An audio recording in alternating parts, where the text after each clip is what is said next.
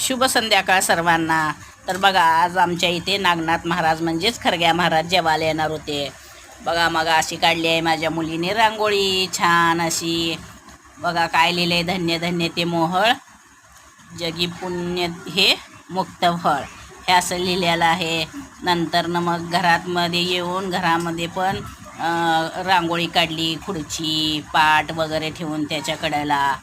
आणि असं मग नैवेद्याचं ताट भरलं.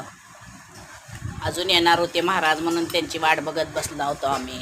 हे बघा, आता वर असे हे अधिष्ठांचं दर्शन घ्या जय सद्गुरूंचं. हे बघा अशी तयारी केली होती, हार वगैरे आणून, आरतीचं ताट ते. नंतर नैवेद्याचं पण ताट भरलं. ते महाराज यायला थोडंसं गर्दी असल्यामुळे उशीरच लागतो जेवायला यायला. नैवेद्यामध्ये बघा इथं भजी, पापड, चपाती, खीर, वांगा आणि वरण भात. मग नंतर शेवटी बघा 9 सव्वा 9:30